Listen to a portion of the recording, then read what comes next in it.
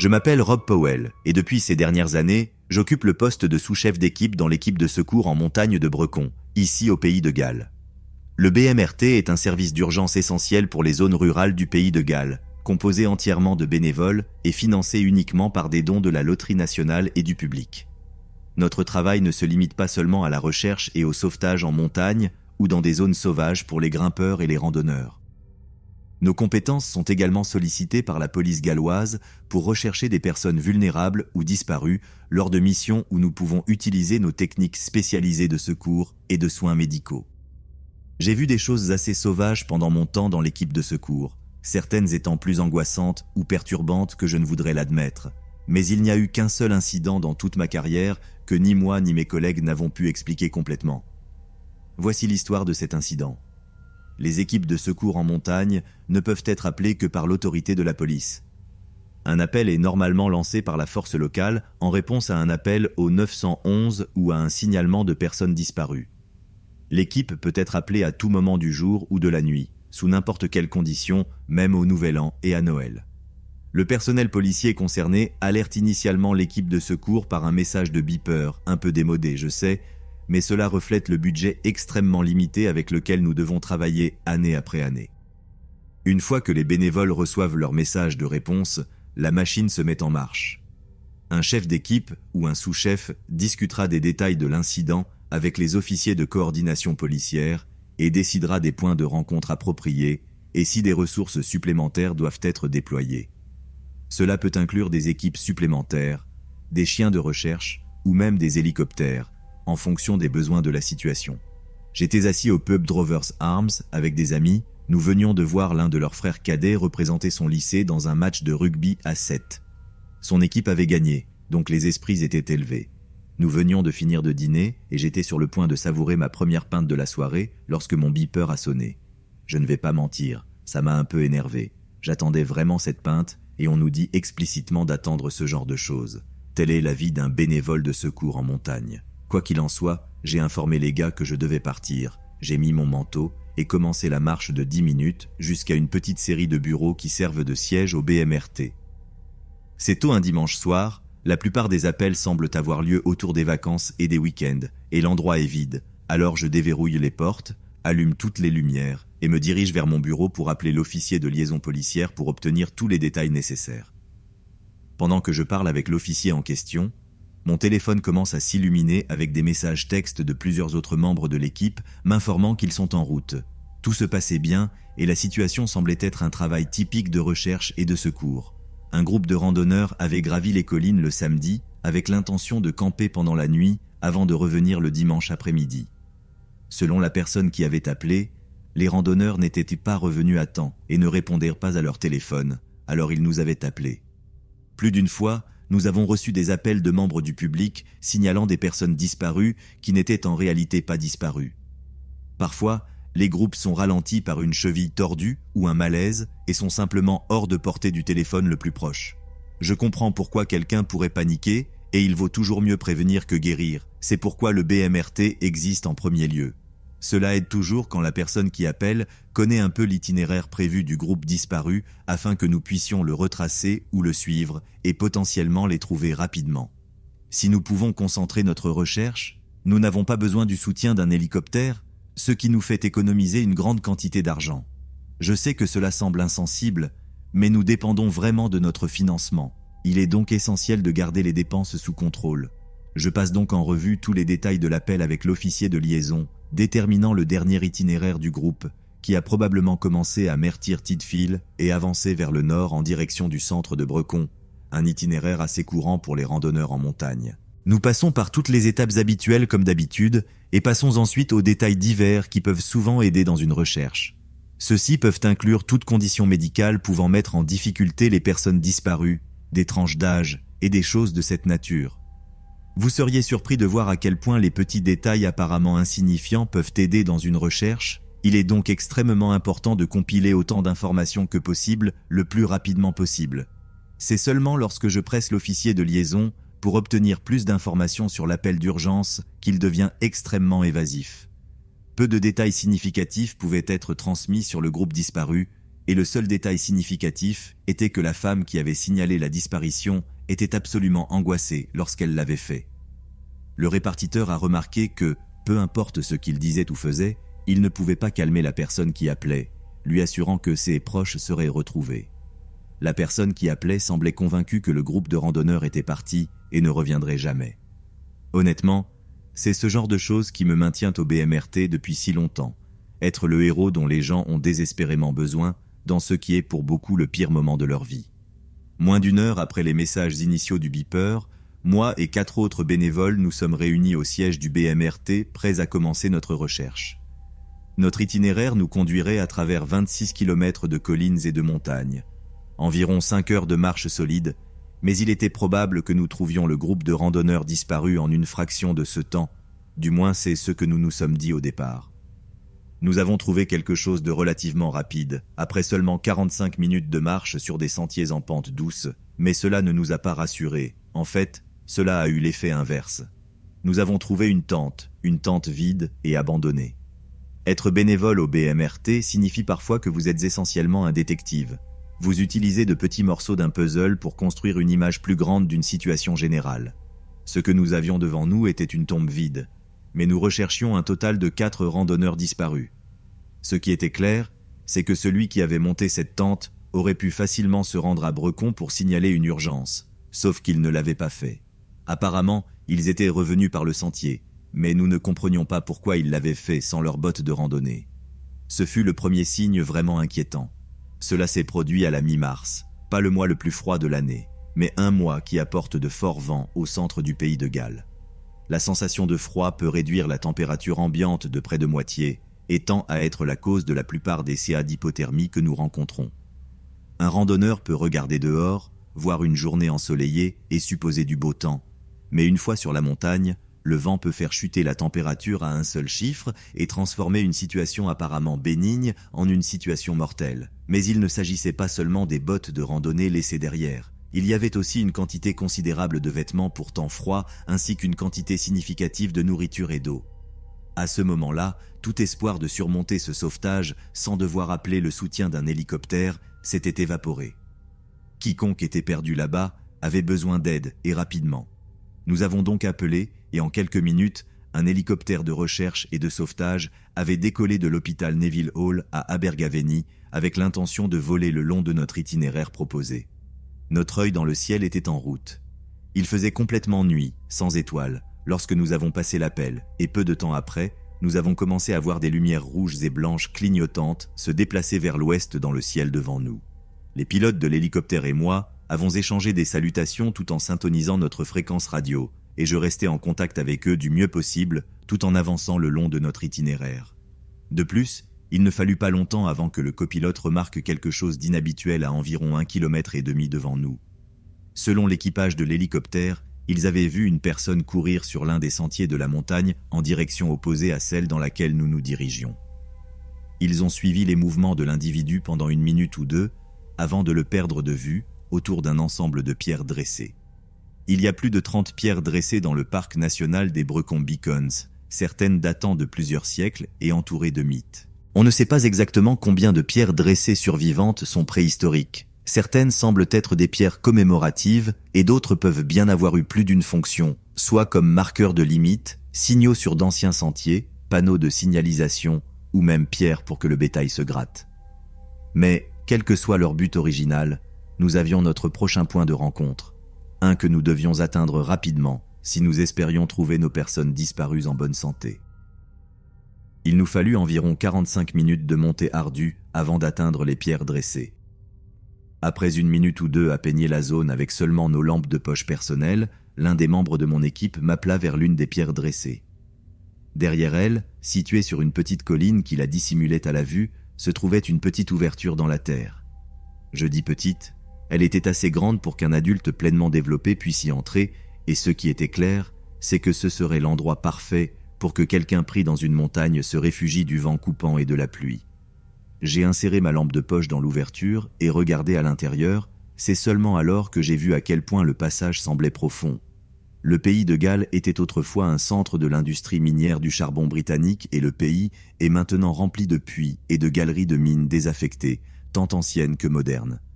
Sachant cela parfaitement, le passage souterrain ne m'a pas semblé trop inhabituel au début, et en fait, j'ai pensé que les randonneurs disparus avaient eu la chance d'avoir trouvé quelque chose comme ça pour se réfugier. J'ai crié vers l'ouverture, vérifiant si quelqu'un avait glissé dans le tunnel et s'était retrouvé coincé en essayant de se réfugier, mais je n'ai reçu aucune réponse. J'ai ensuite appelé un autre membre de l'équipe qui par hasard portait la plupart de nos cordes d'escalade. Nous l'avons harnaché, avons planté des piquets d'escalade dans le sol juste à l'extérieur de l'entrée et avons commencé à le descendre dans l'ouverture pour chercher des signes de vie. Nous l'avons descendu tellement que j'ai commencé à m'inquiéter de la possibilité qu'il se retrouve lui-même coincé, mais heureusement nous n'avons pas eu à le descendre davantage avant qu'il ne trouve quelque chose. Il cria pour que nous le remontions, nous instaurant qu'il avait trouvé un vêtement appartenant peut-être à l'un de nos randonneurs disparus. Nous avons donc fait exactement cela, nous l'avons remonté, pris le vêtement de lui et l'avons redescendu pour qu'il continue de chercher. Pendant qu'il le faisait, j'ai jeté un coup d'œil rapide au pull qu'il avait ramené et j'ai été surpris par quelque chose d'inhabituel. Il semblait vieux, vraiment vieux. Les vêtements exposés aux éléments pendant de longues périodes peuvent finir par paraître assez détériorés, mais pas à ce point. Il semblait comme s'il avait été coincé dans ce trou dans la terre pendant très, très longtemps. Nous n'avons rien trouvé d'autre dans ce trou, ni sur le reste de la montagne. Nous sommes restés là jusqu'à environ 3 heures du matin, bien après que notre soutien d'hélicoptère ait dû se retirer en raison du manque de carburant, mais nous n'avons absolument rien trouvé. Pas d'autres vêtements, ni signes de vie, ni corps. Plus il devenait évident que nous n'allions rien trouver, plus je pensais à la façon dont la personne qui avait appelé était convaincue que les randonneurs étaient repartis. Elle n'avait aucun moyen de le savoir cependant, d'une manière ou d'une autre, elle avait raison, et cela ne me mettait vraiment pas à l'aise du tout. Au cours de la semaine suivante, 2 autres groupes de recherche ont parcouru les collines dans l'espoir de trouver une trace de nos randonneurs disparus. Tous 2 sont revenus les mains vides. J'espérais que des rapports sur les randonneurs disparus apparaîtraient dans les publications de presse locale, mais ils ne l'ont pas fait. Quand j'ai essayé de découvrir pourquoi, j'ai été repoussé par la plupart des sources policières jusqu'à ce qu'une personne laisse échapper qu'un juge de la Haute Cour d'Angleterre et du pays de Galles avait imposé une interdiction de publication sur l'incident, ce qui signifie qu'une ordonnance interdisant la publication en vertu de la section 11 de la loi sur le mépris de la Cour de 1981 était en vigueur, gardant toutes les nouvelles de l'incident hors des journaux. Mais ce n'est pas ce qui me dérange vraiment à propos de toute cette affaire. Je veux dire, ça a été déroutant bien sûr, mais ce sont les autres détails étranges entourant l'affaire qui me tiennent éveillé la nuit. Le nom brodé sur le pull que nous avons trouvé dans ce trou dans la terre était Robert Williams. J'ai découvert que cela ne correspondait à aucun des noms qui nous avaient été donnés concernant nos randonneurs disparus.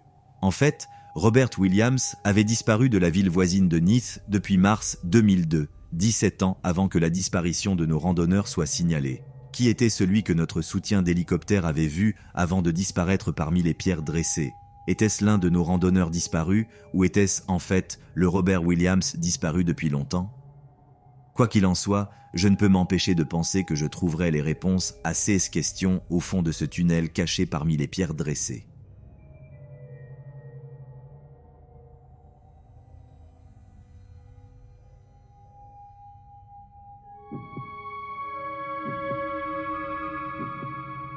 À l'aube du samedi 23 septembre 1972, un alpiniste expérimenté nommé Neil Olsen menait l'ascension d'une section difficile de la 24e longueur de la voie The Nose sur El Capitan. Parfois connue sous le nom d'El Cap ou Capitan, c'est une formation rocheuse verticale dans le parc national de Yosemite, situé du côté nord de la vallée de Yosemite, près de son extrémité occidentale. Le monolithe de granit mesure environ 915 mètres de la base au sommet, le long de sa face la plus haute, et est un objectif populaire pour les alpinistes. La voie mentionnée The Nose est l'une des voies d'escalade technique originales sur El Capitan. Une fois considérée comme impossible à escalader, El Capitan est désormais la référence pour l'escalade de grandes parois. Juste au moment où le groupe passait par le camp 5, un ensemble de vires à environ 275 mètres sous le sommet de la falaise, un accident horriblement malheureux s'est produit. D'une manière ou d'une autre, Olsen a détaché une roche de 57 kilos qui était coincée juste au-dessus de lui, et il l'a vue avec terreur alors que l'énorme roche commençait à tomber dans sa direction. Sa vie a défilé devant ses yeux alors qu'il essayait de l'esquiver, mais la lourde structure de pierre a frôlé son casque en plastique avec suffisamment de force pour l'étourdir. Puis, la roche est tombée sur lui avant de frapper sa jambe droite et de la casser à plusieurs endroits. Olsen est resté complètement immobile et dans une douleur agonisante, terrifié à l'idée de se vider de son sang à cause de nombreuses fractures composées à sa jambe. À 7h30 de ce même matin, l'officier de recherche et de sauvetage de Yosemite, Pete Thompson, aidait à organiser l'une des tentatives de sauvetage les plus exigeantes de l'histoire de l'alpinisme nord-américain. Pete avait réuni une équipe de 6 alpinistes locaux dans son bureau. Leur mission était de développer un plan initial de sauvetage, d'estimer les besoins en équipement et d'identifier d'autres alpinistes techniques qui souhaiteraient les accompagner. L'idée était de descendre une des équipes de sauvetage depuis le sommet, à plus de 275 mètres, jusqu'à Neil Olsen, grièvement blessé, qui serait sans doute heureux de les voir. Ensuite, Olsen et son sauveteur seraient descendus jusqu'au personnel médical qui les attendait au fond de la vallée, à presque 610 mètres plus bas. À ce moment-là, seul un sauvetage similaire avait été effectué dans le parc national de Grand Teton en août 1967, seulement 5 ans plus tôt. Au total, 18 hommes et une femme, courageux et désintéressés, seraient amenés au sommet d'El Capitan ce jour-là. La tâche de l'équipe fut encore compliquée en raison d'un incident désastreux survenu au début de cet été, qui avait presque paralysé sa capacité à organiser toute tentative de sauvetage sérieuse. Seulement 7 semaines plus tôt, peu après minuit le 1er août 1972, un jeune homme ivre de 17 ans avait incendié des milliers de tonnes de foin empilées dans l'écurie du gouvernement de l'État de Californie. L'écurie et les étables ont pris feu et ont brûlé jusqu'aux fondations, ainsi que 7 autres structures anciennes en bois dans la région d'Ance, qui a été décrit comme un épisode maniaque d'incendies en série. L'une de ces constructions civiles hautement inflammables de l'époque du Civilian Conservation Corps contenait le stock d'équipements de recherche et de sauvetage de la vallée. Des centaines de cordes d'escalade, de sangles, de pitons, de mousquetons, de sacs de couchage, de vêtements imperméables et d'autres équipements vitaux sont partis en fumée. Thompson savait qu'il manquait du bon type d'équipement pour mener à bien un sauvetage de cette taille et complexité. Jusqu'à ce jour, un Pete Thompson, désormais retraité, n'est pas exactement sûr de la manière dont le parc a fini par recevoir ce qu'il a obtenu ce jour-là. Le plus intéressant fut les grands rouleaux de cordes de 1,5 cm de Tubbs Cordage, une entreprise de fabrication de cordes pour yachts et navigation dans la région de San Diego, qui a généreusement envoyé 2 rouleaux de 1220 mètres de longueur et 3 rouleaux de 366 mètres de longueur de Gold Line, chacun enroulé fermement autour d'une bobine en bois. Bien que suffisamment solides, les cordes n'étaient pas destinées à supporter le type d'abus auquel elles allaient être soumises, ce qui s'est avéré être une erreur presque fatale pour ceux qui les utilisaient dans une tentative de sauvetage de vie. Les cordes furent transportées par les départements de police locaux à la base aérienne de la marine voisine d'El Toro et ensuite transportées jusqu'auprès d'El Capitan dans 2 grands hélicoptères à double rotor CH-46, parfois appelés Chinooks par les civils. D'autres entreprises d'équipement de plein air dans la région de la baie, comme The Ski Hut et The North Face, ont envoyé des cordes d'escalade solides, ainsi qu'un approvisionnement apparemment sans fin de sangles en nylon coloré, des centaines de mousquetons, plus de 100 pitons, des dizaines de marteaux à pitons, des bouteilles d'eau, de la nourriture sèche et d'autres cordes et lignes accessoires longues. Ces achats furent récupérés par l'unité de secours en montagne de la région de la baie et transportés par la patrouille routière de Californie avant de retourner à leur base à El Toro cette nuit-là. Une équipe de la base locale du corps des marines a transporté encore plus d'équipements vitaux et de personnel au point de rassemblement au sommet d'El Capitan. Il y avait beaucoup d'équipements au sommet cette nuit-là qui devaient être triés puis placés au bon endroit pour le lendemain matin. Les sauveteurs ont travaillé sans relâche toute la nuit pour tamiser et trier le désordre d'équipements, déterminant lesquels seraient les plus utiles dans leur tentative de sauvetage. Pendant l'apogée de la descente de la civière plus tard dans la journée, plusieurs centaines de personnes se sont alignées le long du chemin et dans le pré à la base d'El Capitan, la plupart avec leurs jumelles pointées vers la falaise de couleur marron clair, observant morbide le sauvetage en cours. 6 des alpinistes du site de recherche et de sauvetage du camp 4 ont descendu en rappel jusqu'au camp 5 ce premier après-midi. En haut, les alpinistes ont attaché suffisamment de cordes pour créer 2 longueurs de corde de 915 mètres. Une corde a effectué un changement de direction sur la petite vire de la victime, très en dessous. L'autre courait directement depuis le dernier rebord d'El Capitan jusqu'à la civière d'Olsen, assistée par la superstar du camp 4, Jim Bridwell. bien qu'il ait fallu plus de 36 heures pour organiser complètement le sauvetage, une fois en marche, la tentative de sauvetage a pris seulement 90 minutes pour que le couple soit descendu les 550 mètres restants de la face de la falaise. Heureusement, tout s'est déroulé sans encombre. Les 5 qui étaient encore sur la vire, ainsi que le compagnon d'Olsen, ont choisi de descendre plus tard cette nuit-là, après la tombée de la nuit, lorsque l'énergie et la concentration seraient rétablies. Al Garza, le chef des électriciens du parc, a construit une énorme batterie de lumière qui a illuminé presque toute la face de la grande falaise, juste un petit exemple de la quantité énorme de travail et d'efforts qui ont été déployés pour sauver Neil Olsen. La jambe de Neil s'est guérie et, malgré les blessures consécutives subies dans l'accident, il a continué à grimper pendant les 4 décennies suivantes. Mais il n'a jamais oublié les horreurs de ceux qu'il a dû endurer sur El Capitan ce jour-là, ni les efforts courageux et héroïques de ceux qui ont risqué leur propre vie pour assurer sa survie.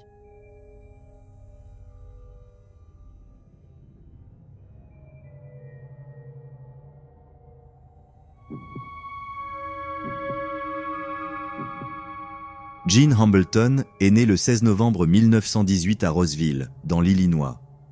Inspiré par des histoires de pilotes de combat pendant la Première Guerre mondiale, son rêve d'enfance était de servir comme pilote dans les forces armées des États-Unis. Cependant, lorsqu'il a été qualifié comme pilote de combat dans la division de formation de l'armée de l'air des États-Unis, la Seconde Guerre mondiale était presque terminée et Hambleton n'a vu aucune action de combat significative. Après les redditions allemandes et japonaises de 1945, Hambleton a été libéré du service actif.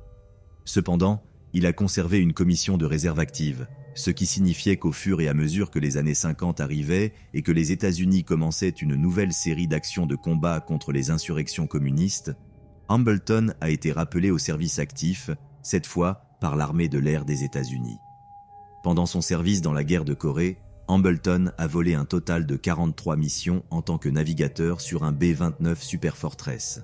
Ensuite, au cours des années 1960, Hambleton a travaillé sur plusieurs projets de missiles balistiques de l'armée de l'air des États-Unis, tels que le PGM-19 Jupiter, l'ICBM Titan I et l'ICBM Titan II, une partie vitale de la dissuasion nucléaire des États-Unis alors qu'ils entraient dans l'ère de la guerre atomique. Après sa participation au projet de missiles, il a commandé le 570e escadron de missiles stratégiques à la base aérienne Davis-Monthan à Tucson, en Arizona, de 1965 à 1971. Il a également servi en tant que chef adjoint des opérations pour l'unité mère de son escadron, la 398e escadre de missiles stratégiques du commandement aérien stratégique à la base aérienne Davis-Monthan, en Arizona. Après le début du conflit vietnamien, Hambleton est passé du commandement aérien stratégique au commandement aérien tactique et a été affecté au 42e escadron de guerre électronique tactique sur l'île de Korat en tant que navigateur. Le 42e escadron de guerre électronique tactique était équipé d'avions EB-66CD Destroyer qui effectuaient des missions de brouillage radar et de communication pour perturber les défenses ennemies et les capacités d'alerte précoce. Un rôle qui n'était pas celui qu'Hambleton avait imaginé pour lui-même dans sa jeunesse, mais qui constituait une contribution stratégique vitale. Lors de sa 63e mission le 2 avril 1972, Hambleton était navigateur à bord d'un EB-66E recueillant des renseignements sur les signaux, y compris l'identification des installations radars anti-aériennes ennemies pour permettre un brouillage efficace. L'avion aidait à escorter une formation de 3 bombardiers B-52 chargés d'attaquer les points d'entrée de la piste Ho Chi Minh, une route logistique vitale fournissant aux guérilleros communistes vietnamiens toutes les armes, munitions et équipements dont ils avaient besoin pour continuer leur lutte. Les B-52 utiliseraient leurs énormes charges de bombes hautement explosives de 910 kg pour dévaster le terrain et empêcher son utilisation par l'ennemi. Cependant, alors qu'ils volaient à environ 9145 mètres au-dessus de Quang Tri, juste au sud de la zone démilitarisée qui séparait le Sud-Vietnam de son homologue du Nord, les alarmes d'urgence de l'avion ont commencé à sonner. Cela ne signifiait qu'une chose. L'avion était fermement dans la ligne de mire d'une station d'armes anti-aériennes ennemie qui se préparait à tirer un projectile explosif à recherche de chaleur. Le pilote de l'avion a commencé des manœuvres d'évitement, allant même jusqu'à tirer ses propres contre-mesures électroniques sous forme de fusées éclairantes radieuses de chaleur, conçues pour distraire et confondre un missile ennemi et le détourner de son objectif prévu. Les occupants de l'avion ont senti l'avion trembler et se tordre dans les airs, essayant de toute leur force d'éviter l'impact du missile, mais ce fut en vain. Dans un moment terrifiant, une explosion secoua le fuselage lorsqu'un missile solaire SA-2 Guidlin de fabrication soviétique s'écrasa contre l'avion. L'explosion initiale tua instantanément une poignée de membres d'équipage alors que les éclats de métal brûlant traversaient l'intérieur de l'avion, perforant la chair et coupant les artères. Hambleton fut le seul membre de l'équipage de 6 hommes à pouvoir s'éjecter alors que l'avion commençait à plonger vers la jungle en contrebas. Mais ce n'était que le moindre de ces problèmes. Hambleton se retrouva en plein milieu de l'offensive de PAC du Nord-Vietnam et atterrit au milieu de dizaines de milliers de soldats nord-vietnamiens. Ce qui suivit fut l'opération de recherche et de sauvetage la plus grande, longue et complexe de toute la guerre du Vietnam. En atterrissant en toute sécurité avec son parachute, Hambleton se retrouva caché par une épaisse brume alors qu'il atterrissait dans une rizière asséchée sans être vu par les troupes nord-vietnamiennes. Depuis sa cachette, il fut stupéfait de voir le grand nombre de troupes, d'équipements et d'armes lourdes de l'armée nord-vietnamienne dans la zone, avec une poignée de pelotons d'infanterie nord-vietnamiens campant à seulement 100 mètres de distance.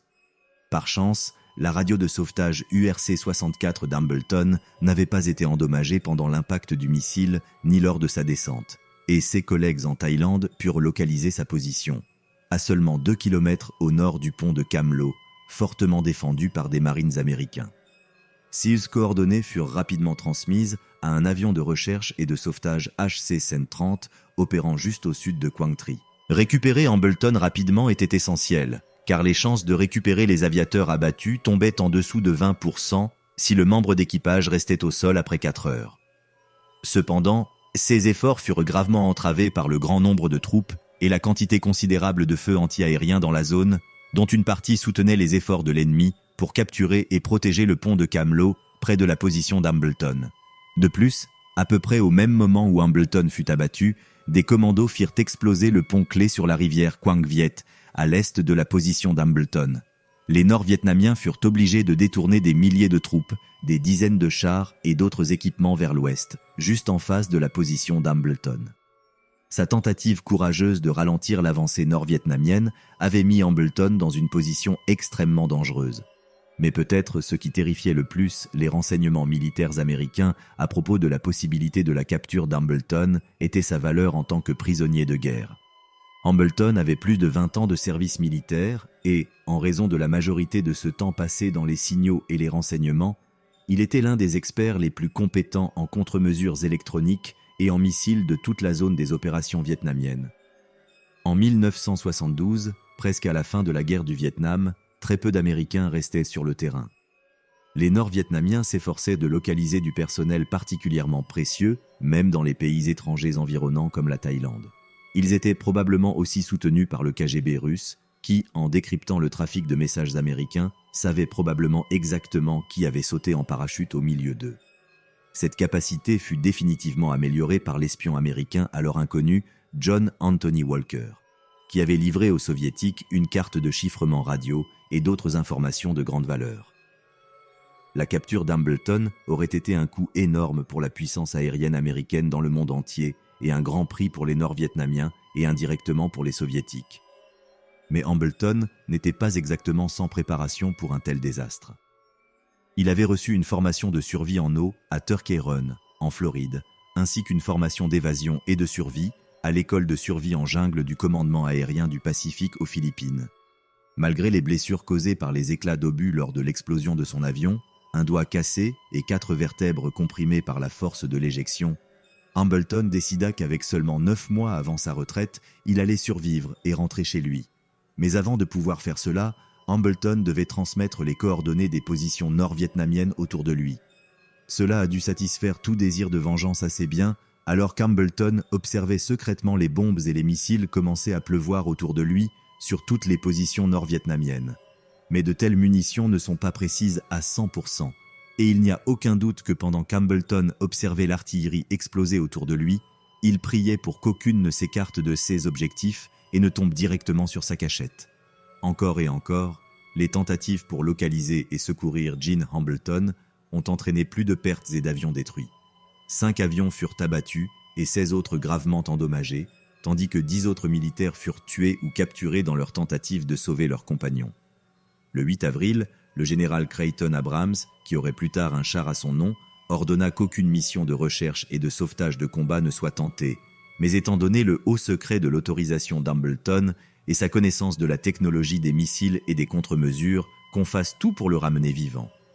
Ainsi fut suggérée une opération de sauvetage terrestre clandestine. À Saïgon, le lieutenant de la marine des États-Unis, Thomas R. Norris, l'un des 3 officiers SEAL et des 9 hommes enrôlés restants au Vietnam, attendait des ordres lorsque l'appel pour une opération commando pour extraire Hambleton est arrivé. Norris fut immédiatement envoyé pour diriger une opération de sauvetage. Pendant ce temps, les sauveteurs américains savaient que les Nord-Vietnamiens surveillaient les communications radio et comprenaient l'anglais. Cependant, les sauveteurs d'Hambleton savaient qu'il était l'un des meilleurs golfeurs de toute l'armée de l'air américaine et qu'il avait une mémoire détaillée des parcours de golf sur lesquels il avait joué. Ils improvisèrent un code utilisant une série de trous de parcours de golf spécifiques pour le guider à travers la zone de champ de mines afin de le protéger. Ils lui transmirent par radio « Tu vas jouer 18 trous et tu vas te mettre à l'eau comme Esther Williams et Charlie Letton.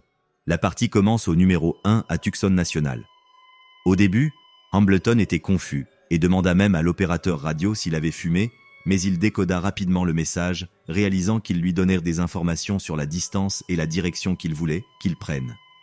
Le numéro 1 à Tucson National fait 375 mètres et va vers le sud-est.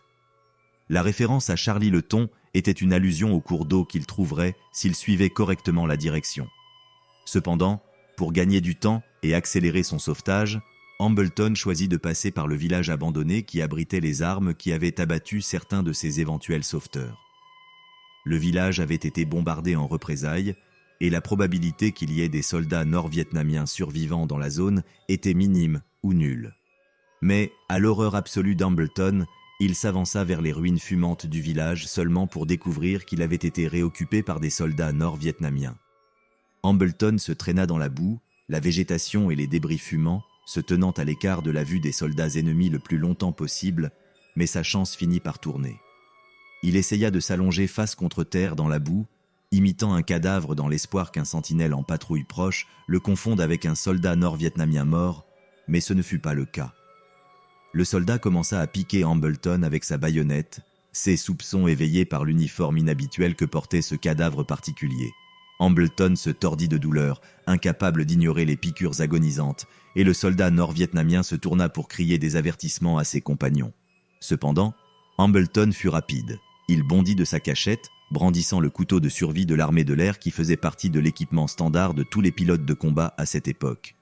Quand le soldat prit une bouffée d'air dans l'intention de la relâcher en un cri terrifié, Hambleton enfonça l'extrémité pointue de son couteau dans la gorge par derrière, sciant et tranchant jusqu'à ce que les cris du soldat soient noyés par le sang qui coulait dans sa trachée. Alors que le corps gisait à ses pieds et que ses veines étaient pleines d'adrénaline, Hambleton n'eut pas le temps de se reposer ou de récupérer. Il devait continuer ou subir le même sort que ce pauvre soldat mort, tué de sa propre main. Le 11 avril, 9 jours après avoir été abattu, Gene Hambleton était trop faible pour continuer à avancer.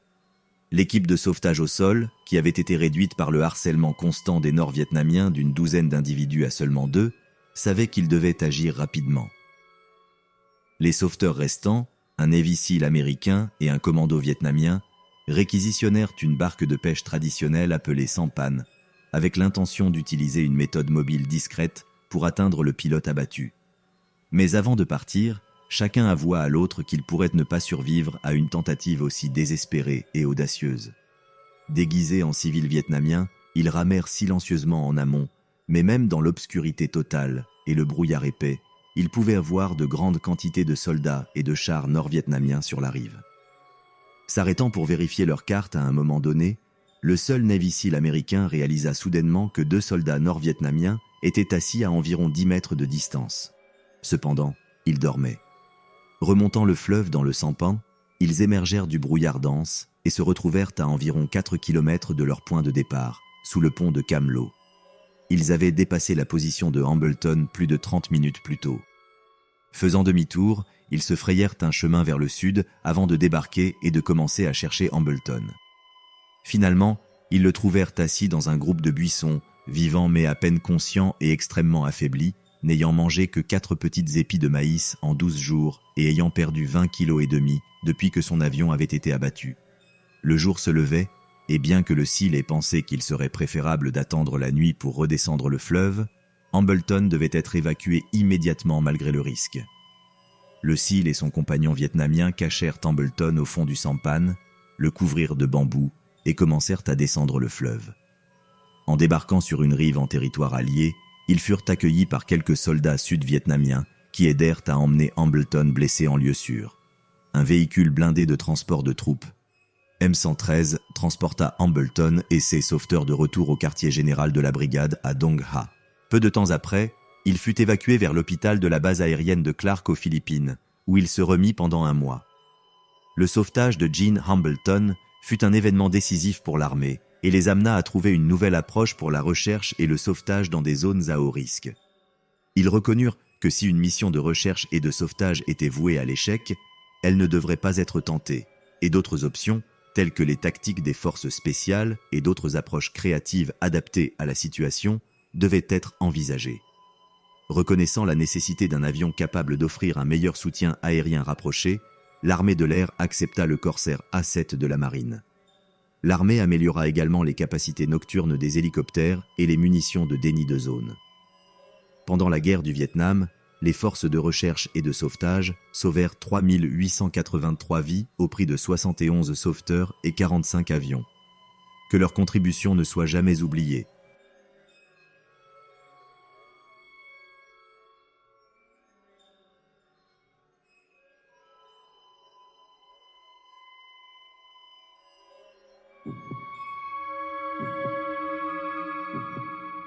Je m'appelle Cole Michaels et je vis ici à Coquitlam, une ville située sur le continent de la Colombie-Britannique, au Canada.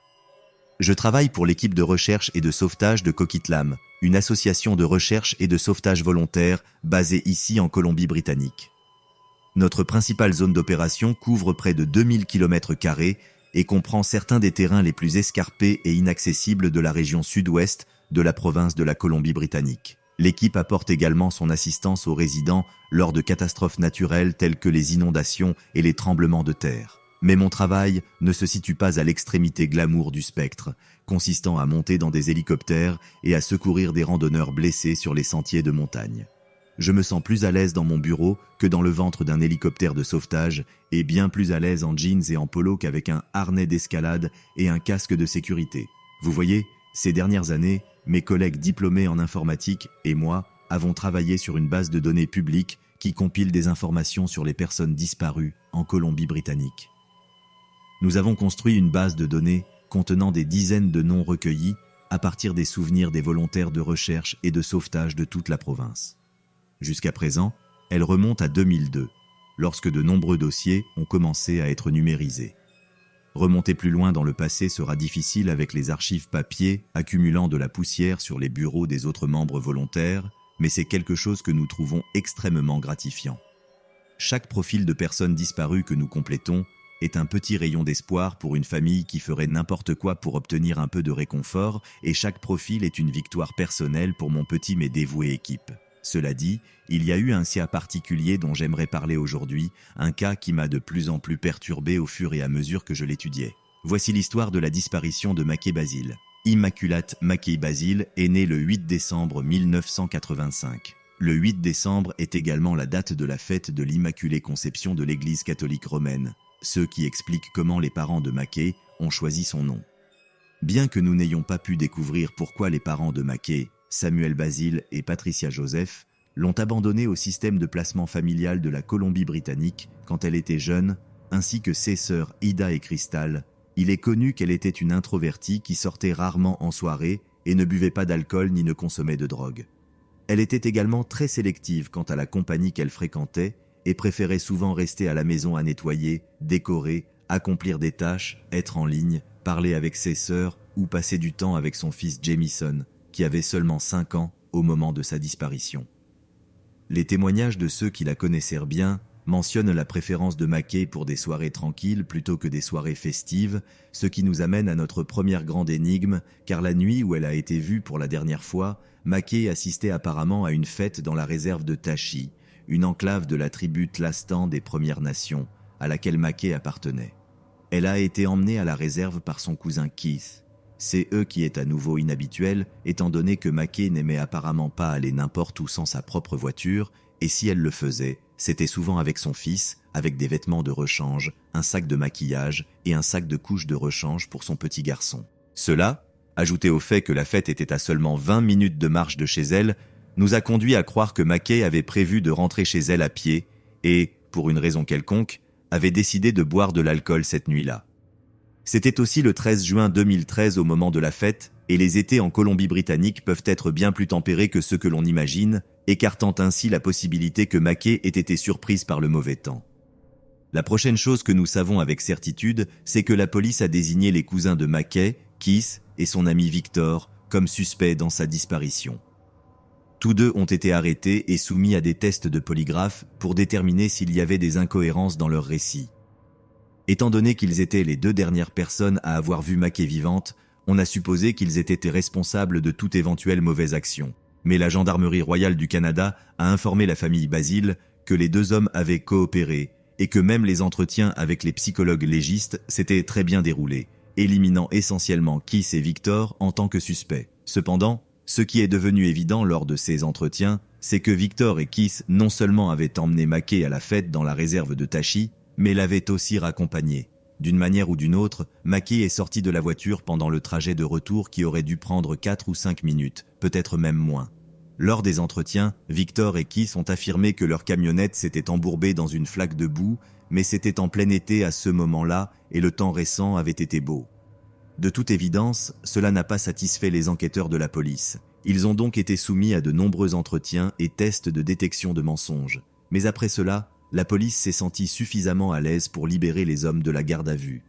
Notre équipe a contacté Victor et Keith pour leur demander d'éclaircir un peu plus les événements de cette nuit-là, mais tous deux ont décliné de manière agressive.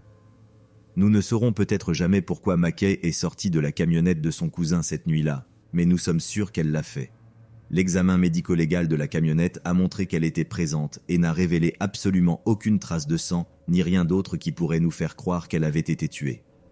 Ce qui est clair, c'est que Mackay était maintenant seul au milieu de la nuit, sur une route isolée dans les bois au milieu de la Colombie-Britannique. Si la GRC avait effectivement écarté l'hypothèse d'un acte criminel comme raison de sa disparition, cela nous laisse avec deux théories sérieuses, accident ou attaque animale. Bien qu'il y ait de nombreux animaux sauvages dangereux qui vivent dans cette région, la théorie d'une attaque animale a été remise en question en raison de l'absence de preuves d'une attaque trouvée par les chercheurs impliqués dans l'exhaustive recherche terrestre et aérienne. Aucun des articles que la jeune mère avait avec elle lorsqu'elle a disparu n'a été retrouvé, et aucun signe de sang ou d'autres restes confirmés comme étant les siens n'a été découvert. Si elle a disparu à cause d'un accident ou d'un incident, il est également raisonnable de supposer qu'elle aurait marché jusqu'à l'endroit où elle a trouvé la mort, ce qui aurait été à la portée de l'équipe de recherche qui cherchait ces restes qui n'ont jamais été retrouvés. À toute fin pratique, une jeune femme est allée à une fête une nuit et a ensuite disparu de la surface de la Terre.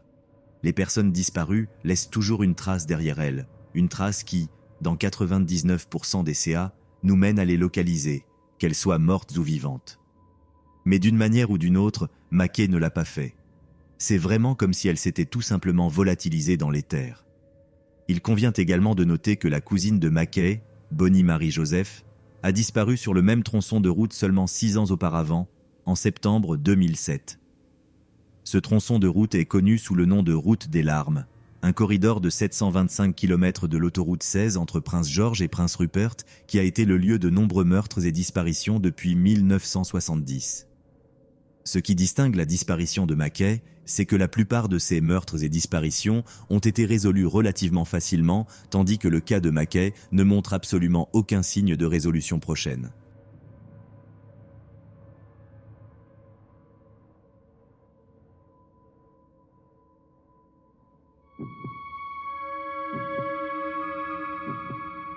J'étais policier. Quand je dis cela, la plupart des gens imaginent un patrouilleur de route avec une paire de lunettes d'aviateur et une moustache grisonnante. Mais ce n'était pas moi, loin de là. Bien sûr, j'ai passé un certain temps en patrouille. Tout nouveau policier doit commencer par le bas avant de pouvoir progresser. Mais progresser, je l'ai fait. directement vers le cours de pilote d'hélicoptère de la police et finalement vers la division d'aviation de la Drug Enforcement Administration, DEA, basée à l'aéroport Fort Wallace-Alliance au Texas. Le bureau des opérations aériennes de la DEA est le foyer des pilotes de police les plus élitistes. Nous ne sommes qu'environ 120 à tout moment, opérant et maintenant environ 100 avions, hélicoptères et, récemment, de plus en plus de véhicules aériens sans pilote, ou comme les civils les appellent, des drones. J'ai effectué 53 missions pour la DEA, principalement à la fin des années 80 et au début des années 90, pendant la campagne colombienne de la DEA. Mais il n'y a qu'une de ces missions à laquelle je pense tous les jours, une qui me hantera jusqu'au jour de ma mort. Je suppose que tout a commencé avec Tranquilandia, littéralement traduit de l'espagnol par « village tranquille ». Tranquilandia est un petit village rural situé à environ 160 km au sud de la ville de San José del Guaviare, et le village a attiré notre attention lorsqu'un attaché diplomatique américain a innocemment demandé une étude sur les importations chimiques colombiennes. Ce qu'ils ont découvert nous a conduit au petit et tranquille village de la jungle, où nous avons découvert non seulement un laboratoire de cocaïne, mais une véritable usine de cocaïne. L'usine était entièrement équipée avec des logements pour plus de 100 personnes, plusieurs salles de stockage pour les produits chimiques et les fournitures, et des ateliers pour les voitures et les avions. Avec cette chaîne de production efficace, les trafiquants synthétisaient 20 tonnes de cocaïne par mois, mettant 12 millions dans les coffres du cartel de Medellín en seulement 2 ans. Les autorités ont saisi plus de 10 tonnes de cocaïne et de bases de cocaïne à Tranquilandia et ont trouvé d'autres laboratoires et complexes similaires dans la jungle environnante. La police a détruit des drogues et des matériaux d'une valeur estimée de manière conservatrice à 1,2 milliard de dollars. Mais cette découverte n'était que le début. Nous avions découvert tout un réseau de production et de contrebande de cocaïne, un réseau qu'il nous faudrait de nombreux mois pour démanteler complètement. C'est pendant cette phase d'opération que j'ai effectué la mission qui a changé ma vie pour toujours. Une nuit, un membre de notre équipe m'a réveillé pour m'informer qu'une mission d'urgence était en cours de planification dans la salle de réunion. Le chef de l'équipe m'avait personnellement choisi comme pilote principal, étant donné que j'avais une certaine spécialité pour voler dans des conditions de faible luminosité, mais j'ai dû me traîner jusqu'à la salle de réunion pour obtenir les informations actuelles. Cela allait être une opération de recherche et de sauvetage, probablement la mission la plus stressante et la plus risquée à laquelle un pilote d'hélicoptère puisse être assigné. Le risque était élevé. Un petit groupe de soldats des forces spéciales colombiennes, conseillés par un détachement d'agents de la DEA né aux États-Unis, avait été embusqué et vaincu par un groupe de sicarios du cartel ou alignés avec le cartel. Un était déjà mort en action, mais un autre était en fuite avec sa balise d'urgence clignotant toutes les quelques secondes. Nous étions chargés de la tâche ingrate de suivre la balise jusqu'à l'emplacement de l'agent et de le sortir de là. J'ai immédiatement commencé à préparer mon hélicoptère pour le décollage. Mon copilote et moi avons vérifié nos indicateurs de carburant, testé la fatigue du métal du mieux que nous pouvions et étudié des cartes traçant le parcours de la balise d'urgence. Les missions comme celle-ci mentionnent normalement l'accompagnement d'agents de la loi ou de forces spéciales colombiennes, mais quand nous étions sur le point de partir, un groupe d'hommes que je n'avais jamais vu auparavant s'est approché de l'héliport et a fait une présentation très informelle. J'utilise le terme « se présenter » très librement, car en réalité, ils ne l'ont pas fait. C'étaient de nos gars des forces spéciales, américains, et ils n'utilisaient pas de nom régulier ni de signe d'appel, et ne ressemblaient même pas à des soldats véritables. Tous avaient une barbe épaisse, aucun insigne sur leurs uniformes, et portaient certaines armes secondaires non conventionnelles adaptées à l'environnement de la jungle. Ils ressemblaient plus aux méchants contre lesquels nous nous battions qu'à toute autre chose. Nous avons décollé de la plateforme dans une quasi-obscurité une fois que l'équipe des forces spéciales s'est entassée dans le ventre de la bête, volant vers le sud-ouest pendant 1 heure ou 2 jusqu'à ce qu'un rayon de lumière bleu pâle commence à apparaître à l'horizon lointain. Soudain, les conversations radio de l'équipe des forces spéciales sont devenues frénétiques et leur chef a exigé que nous atterrissions dans une clairière proche.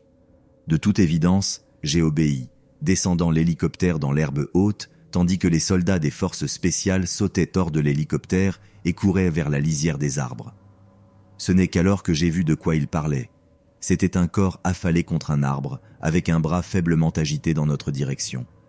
Dans la lumière tamisée du matin, même à une centaine de mètres de distance, je pouvais voir que son visage, ses bras et son uniforme étaient couverts de sang séché. Le peu de peau qui était exposée était si pâle qu'elle semblait presque fantomatique. J'ai observé, hypnotisé, les gars des forces spéciales atteinrent la lisière des arbres et commençaient à traîner l'agent blessé sur leurs épaules, mais ils l'ont soudainement laissé tomber avec une telle force que je leur ai crié par radio d'être plus prudents.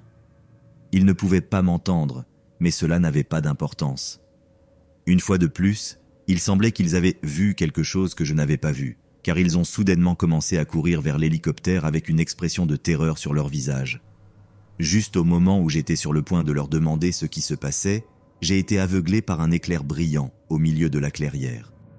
Quand j'ai pu voir à nouveau, les gars des forces spéciales étaient déjà de retour dans l'hélicoptère, nous criant de décoller et de partir de là. Quand j'ai levé les yeux, j'ai vu que le côté droit du pare-brise de l'hélicoptère était couvert de sang et de viscères. J'étais confus, mais nous n'avions pas le temps de réfléchir, car à ce moment précis, un spectacle de lumière de flash de bouche a éclaté à la lisière des arbres autour de nous.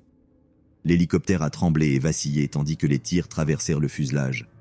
Le craquement et le sifflement des balles étaient audibles même par-dessus le rugissement des moteurs. Je me suis tourné vers mon copilote pendant une seconde et j'ai vu qu'il avait une main serrée contre sa gorge, le sang jaillissant entre ses doigts alors qu'il luttait pour respirer. Je me suis tourné vers les gars des forces spéciales à l'arrière pour leur demander si l'un d'eux pouvait donner les premiers soins à mon copilote, mais ils étaient occupés avec leur propre victime. L'un des membres de l'équipe avait une jambe sectionnée au-dessus du genou et les 3 autres se battaient pour attacher correctement un garrot. Alors que l'hélicoptère avançait après le décollage, je ne pouvais rien faire d'autre que d'essayer de toutes mes forces de nous ramener à la base en sécurité, et je ne suis pas sûr de comment je l'ai fait, seulement que d'une manière ou d'une autre, j'ai réussi, mais pas à temps pour sauver la vie de mon copilote et du soldat des forces spéciales blessé dans ce qui s'est avéré être une embuscade du cartel.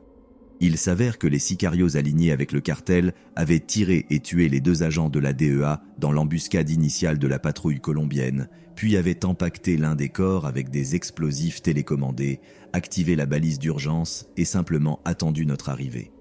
Quant au mouvement de salut qu'ils semblaient faire, j'ai demandé à l'un des gars des forces spéciales de quoi il s'agissait quelques jours plus tard. Il m'a dit que le cartel avait attaché le bras du type avec du fil de fer et l'avait tiré lentement pendant que nous volions au-dessus, faisant semblant que le type était vivant. C'est ce que je ne peux pas me sortir de la tête. La vision de cet homme mort nous saluant, nous invitant à le rejoindre. Chaque jour, cette mission me hante.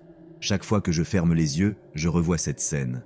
C'était une embuscade soigneusement orchestrée, une preuve de la cruauté et de l'ingéniosité des cartels de la drogue. Ils avaient utilisé les corps de nos propres hommes comme appât, transformant notre instinct de sauver des vies en une faiblesse fatale. Après cette mission, ma vision de mon travail a changé. J'ai toujours su que nous faisions face à des ennemis dangereux et sans pitié, mais cette mission m'a montré jusqu'où ils étaient prêts à aller pour nous piéger. J'ai perdu des amis ce jour-là, et la douleur de leur perte est encore présente.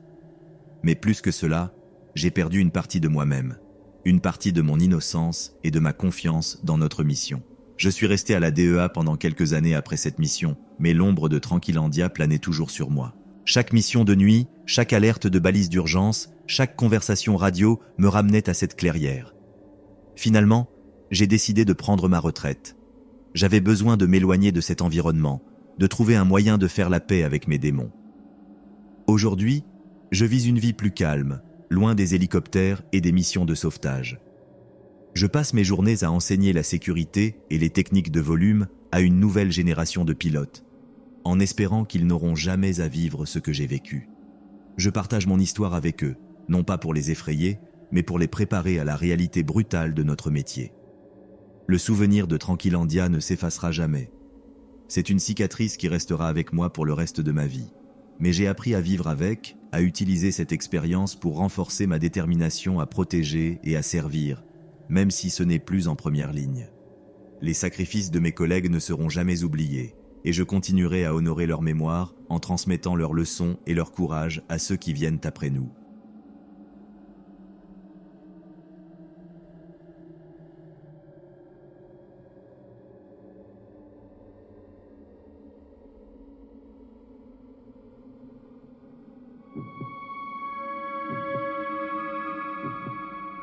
Je m'appelle Derek et j'ai 45 ans.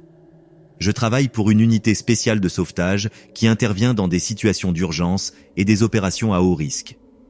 Au cours de ma carrière, j'ai vu certaines des choses les plus horribles que l'on puisse imaginer. Des catastrophes naturelles aux affrontements armés, j'ai été au cœur de la tempête. Mais il y a une mission en particulier qui m'a marqué à jamais, une qui me hante chaque nuit et que je n'oublierai jamais.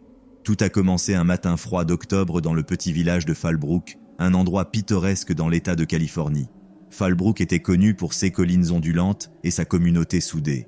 C'était le genre d'endroit où les gens laissaient leurs portes déverrouillées et où les enfants jouaient librement dans les rues. Mais cette apparence tranquille cachait un sombre secret. Nous avons reçu un appel urgent alors que nous étions à la base de San Diego. L'information que nous avons reçue était choquante. Un réseau de trafic de mineurs opérait depuis Fallbrook. On nous a informé qu'un groupe d'enfants et de jeunes filles avait été enlevés et était retenu dans des conditions déplorables. Notre mission était de démanteler ce réseau et de sauver les enfants avant qu'ils ne soient vendus et transportés hors du pays. Les premières étapes de l'opération impliquaient une collecte intensive de renseignements. Nous avons travaillé en étroite collaboration avec la police locale et plusieurs agences fédérales. Les rapports indiquaient que les enfants étaient retenus dans une ferme abandonnée en périphérie du village, un endroit qui avait autrefois servi de refuge pour les habitants, mais qui était tombé en ruine et en délabrement. La ferme appartenait à un homme nommé Harold Whitaker, un type qui, à première vue, ressemblait à un fermier ordinaire, mais qui avait des liens profonds et sombres avec le monde du crime organisé. Sa famille vivait à Fallbrook depuis des générations, ce qui rendait difficile pour les voisins de le suspecter. Harold avait réussi à maintenir sa façade d'homme respectable tout en orchestrant l'un des actes les plus vils imaginables. Pendant des semaines, nous nous sommes plongés dans la vie de Harold. Nous avons découvert qu'il recevait fréquemment des visites de personnes suspectes, toutes liées à des organisations criminelles. Nous avons placé la ferme et ses environs sous surveillance, enregistrant chaque mouvement. Nous avons recueilli des preuves photographiques et des témoignages d'informateurs qui nous ont aidés à construire le dossier. Le plan a été conçu minutieusement. Nous savions que nous devions agir avec une précision chirurgicale. La moindre erreur pourrait mettre en danger la vie des enfants. L'équipe d'assaut se composait de 10 hommes, tous hautement entraînés au combat et au sauvetage. Je dirigeais l'équipe et la responsabilité de chaque vie reposait sur mes épaules. La nuit avant l'assaut, je me suis assis seul dans ma chambre, révisant chaque détail du plan. L'image des enfants en danger ne me laissait pas en paix. Je pensais à mes propres enfants et à ceux que je ferais s'ils étaient dans une situation similaire. Je savais que nous étions sur le point de faire face à quelque chose de vraiment horrible, mais je n'avais aucune idée de l'ampleur de l'horreur que nous trouverions. Nous sommes arrivés à Fallbrook avant l'aube, profitant de l'obscurité pour maintenir l'effet de surprise. Nous nous sommes déplacés dans des véhicules banalisés et nous nous sommes approchés de la ferme depuis plusieurs directions pour éviter de susciter des soupçons. La tension dans l'air était palpable. Nous étions tous conscients de la gravité de la situation. La ferme avait l'air encore plus sinistre que je ne l'avais imaginé. La végétation envahissante et les structures en ruine lui donnaient un aspect fantomatique. Les fenêtres étaient barricadées et le seul signe de vie était un chien enchaîné dans la cour arrière, qui a commencé à aboyer furieusement à notre approche. L'équipe s'est déployée rapidement. Nous avons enfoncé la porte principale avec un bélier et sommes entrés, armes au poing. La première pièce dans laquelle nous sommes entrés était vide, pleine de poussière et de meubles détruits. Nous avons avancé en formation, fouillant chaque recoin et progressant vers l'arrière de la maison. Nous avons trouvé une porte fermée à clé et j'ai su que ce que nous cherchions était derrière. Un de mes hommes, Ramon, a cassé le cadenas avec un outil spécial et a ouvert la porte. Ce que nous avons vu de l'autre côté m'a coupé le souffle. La pièce était un sous-sol spacieux et sombre, éclairé seulement par quelques ampoules nues suspendues au plafond. Il y avait des cages métalliques alignées le long des murs, et à l'intérieur, des enfants. Ils étaient plus de 50, âgés de 3 à 14 ans. Ils étaient dénutris, sales et terrifiés. Leurs yeux reflétaient une souffrance indescriptible. Certains enfants pleuraient silencieusement, d'autres étaient en état de choc, incapables de réagir.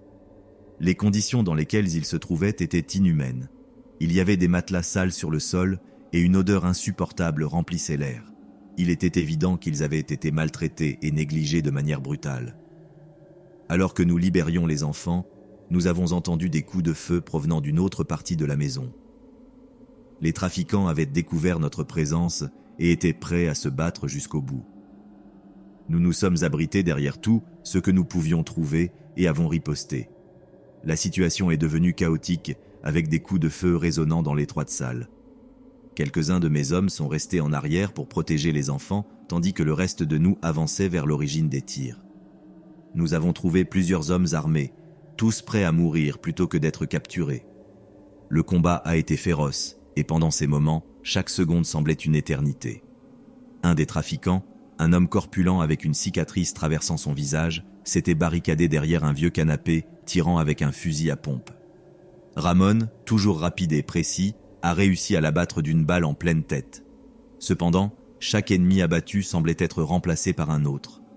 La bataille à l'intérieur de la maison est devenue plus intense, les murs et les meubles étant détruits par les balles. Finalement, nous avons réussi à neutraliser les trafiquants. Certains ont été abattus, d'autres se sont rendus en réalisant qu'ils n'avaient aucune échappatoire. Un des captifs s'est révélé être Harold Whitaker. Nous l'avons trouvé caché dans une petite pièce à l'arrière, tremblant de peur. Il ne pouvait pas croire que son opération avait été découverte et démantelée. Nous l'avons arrêté avec les autres survivants et les avons remis à la police locale. Je savais qu'ils feraient face à la justice, mais rien de tout cela ne semblait suffisant pour compenser la souffrance qu'ils avaient causée. Une fois la maison sécurisée, nous avons appelé les services médicaux pour qu'ils prennent en charge les enfants. Les voir être emmenés dans des ambulances et recevoir des soins médicaux a été un soulagement, mais aussi une image qui me hantrait. Leur visage montrait un mélange de soulagement et de traumatisme, et j'ai réalisé que, même si nous les avions sauvés, les cicatrices émotionnelles perdureraient. Dans les jours qui ont suivi, les enfants ont été conduits dans des hôpitaux et des centres de réhabilitation. Les psychologues ont travaillé sans relâche pour les aider à surmonter le traumatisme. Les médias ont été informés du sauvetage et bientôt, l'histoire a été sur toutes les chaînes de nouvelles. La communauté de Fallbrook est restée sous le choc. Beaucoup ne pouvaient pas croire qu'une chose si horrible ait pu se produire dans leur petit village tranquille. Au fur et à mesure que les enquêtes avançaient, d'autres détails horribles ont émergé. Les enfants avaient été enlevés dans différentes régions de l'État et retenus à la ferme pendant des mois, certains même des années.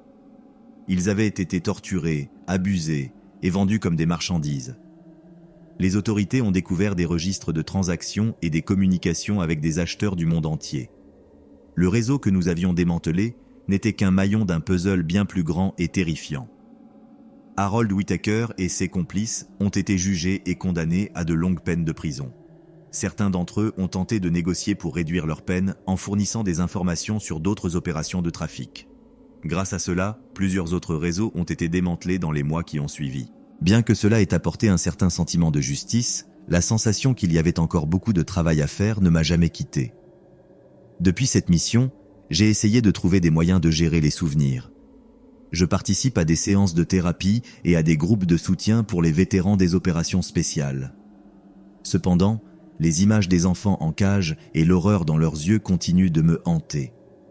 Chaque fois que je ferme les yeux, je les vois, et l'impuissance et la colère ressurgissent.